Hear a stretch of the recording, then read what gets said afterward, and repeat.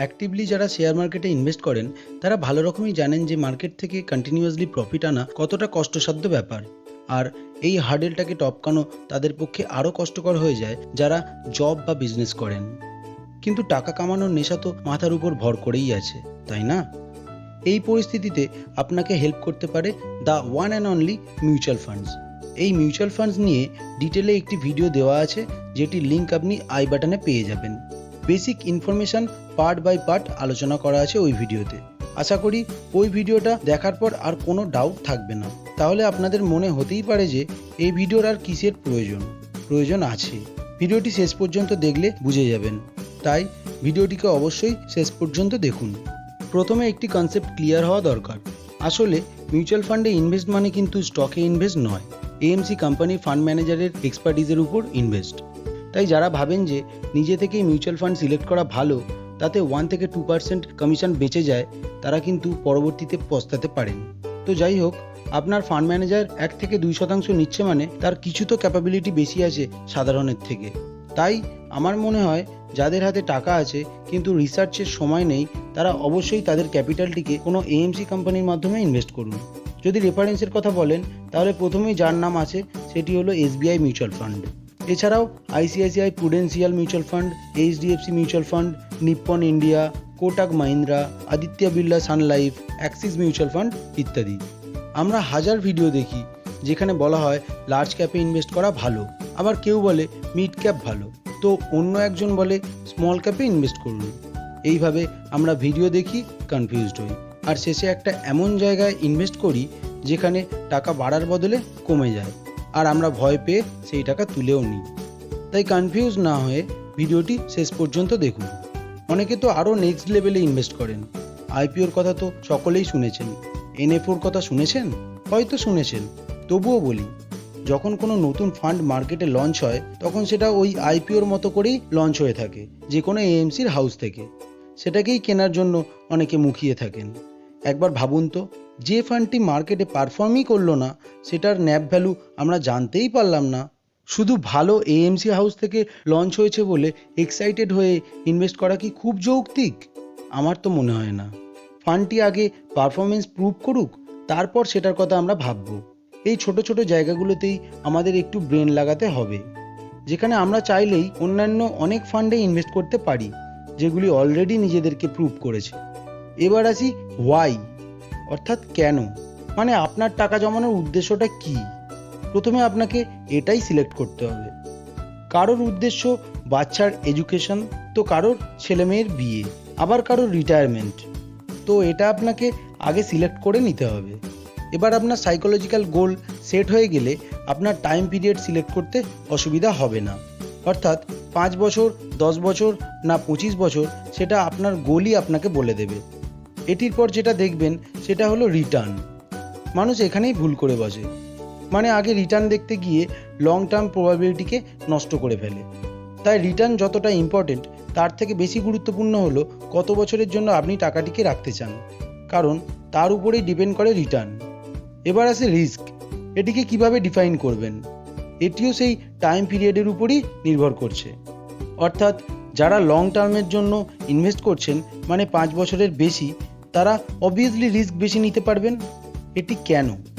সর্বদা মাথায় রাখবেন যে মিউচুয়াল ফান্ড যেমনই হোক না কেন, লং টার্মে সে প্রফিট দেবেই। অর্থাৎ যার গোল লং টার্ম হবে সে কিন্তু রিস্ক বেশি নিতে পারবে। আর যারা 2 থেকে 3 বছরের জন্য টাকা রাখতে চান, তারা কোনোভাবেই হাই রিস্ক ফান্ডে ইনভেস্ট করবেন না, কারণ 2 বছর পর আপনি টাকাটাকে তুলবেনই। তো ফান্ডটি যেহেতু হাই রিস্ক, তাই 2 বছরের রিটার্ন আসার বদলে টাকা চলে যাওয়ার প্রবণতাই বেশি থাকবে। এবার আসছে সিলেকশন। যদি আপনার কাছে 2 বছর বা তার কম টাইম পিরিয়ড থাকে, তাহলে আপনি চোখ বন্ধ করে ডেট ফান্ড সিলেক্ট করতে পারেন, যার রিটার্ন কম কিন্তু রিস্কও সব থেকে কম। আবার যদি 3 থেকে 5 বছরের জন্য টাকা রাখতে চান, তাহলে মিড ক্যাপ বেস্ট হবে আপনার জন্য। এবার যারা লং টার্মের জন্য ইনভেস্ট করতে চান, তাদের কাছে বেস্ট অপশান হলো স্মল ক্যাপ, মাল্টি ক্যাপ এবং ফ্লেক্সি ক্যাপ। যেতে তো আপনি তিনটের সাথেই পারেন, কিন্তু আমি রেকমেন্ড করব ফ্লেক্সি ক্যাপকে। আর যারা আর একটু সিকিউরলি ইনভেস্ট করতে চান, তারা চোখ বন্ধ করে ইন্ডেক্স ফান্ড সিলেক্ট করতে পারেন। ইন্ডেক্স ফান্ড ও ইটিএফ নিয়ে আলাদা একটি ভিডিওতে আলোচনা করা হয়েছে, চাইলে আই বাটনে গিয়ে দেখে আসতে পারেন। তবু ইন্ডেক্স ফান্ডের কথা যখন বললাম, একটু বলি, কোনো এএমসি কোম্পানি ছাড়াই ডিরেক্ট ইন্ডেক্স অর্থাৎ নিফটি 50-তে ইনভেস্ট করাই হলো ইন্ডেক্স ফান্ড, যেখানে নিফটির টপ 50টি স্টকে আপনার টাকা ইনভেস্টেড থাকবে। আর যেমন করে 50টি স্টকের সিকুয়েল থাকবে, আপনার টাকাও সেইভাবেই ইনভেস্ট হবে। এখন এটি আগের থেকে অনেক বেশি জনপ্রিয়, যার ফিজও না দেওয়ার মতো, আর এটির জন্য কোনো ডিম্যাট অ্যাকাউন্টেরও প্রয়োজন পড়ে না। এবার এখানেই আসে একটি মজার ব্যাপার, যেখানে এএমসি কোম্পানিগুলো আমাদেরকে টুপি পরিয়ে লার্জ ক্যাপে ইনভেস্ট করাচ্ছে এবং 1 থেকে 2% কমিশন নিচ্ছে। যখন আমরা লার্জ ক্যাপে ইনভেস্ট করব, তখন কেন হাই এক্সপেন্স রেশিও দিয়ে মিউচুয়াল ফান্ড কোম্পানির কাছে যাব? আমি সোজা ইন্ডেক্স ফান্ডে ইনভেস্ট করব, যার এক্সপেন্স রেশিও 0.1 থেকে 0.3% এবং নিফটির টপ 50টি স্টক, মানে দেশের ক্যাপিটাল ওয়াইজ টপ 50টি স্টকই রয়েছে। এর থেকে ভালো লার্জ ক্যাপ আর কোথায় পাবো? তো এই অ্যাডভাইসটা যদি ভালো লাগে অবশ্যই একটি লাইক করবেন, আর ভিডিওতে এতক্ষণ থাকার জন্য অসংখ্য ধন্যবাদ। আপনাদের কোয়ারিজ অবশ্যই কমেন্টে জানাবেন। এবার বলি, মিউচুয়াল ফান্ড সিলেক্ট করবার সময় অনেকে অনেক কিছু ফিল্টার অ্যাপ্লাই করার কথা বলে। আমি বলি, আপনি 3 বছরের জায়গায় 5 বছরের CAGR দেখুন, যেখানে 14%-এর উপর বা বেস্ট হয় 17%-এর উপর রিটার্ন। এরপর এক্সপেন্স রেশিও, যেটা মোটামুটিভাবে 1% বা তার নিচে হলে চলবে। আবার যেহেতু ইনভেস্ট করছেন লং টার্মের জন্য, তাই 1.5% হলেও খুব একটা প্রবলেম হবে না। আর লার্জ ক্যাপ হোল্ডিং মোটামুটি অ্যাবভ 50%। এবার যত বেশি হবে আপনি নিতে পারেন। অবশ্যই ফ্লেক্সি ক্যাপ বা মাল্টি ক্যাপ সিলেক্ট করুন সাব ক্যাটাগরিতে। AUM মোটামুটি 17,000-এর উপর রাখুন, পারলে 30,000-এর উপরেরগুলো টপ লিস্টে রাখুন।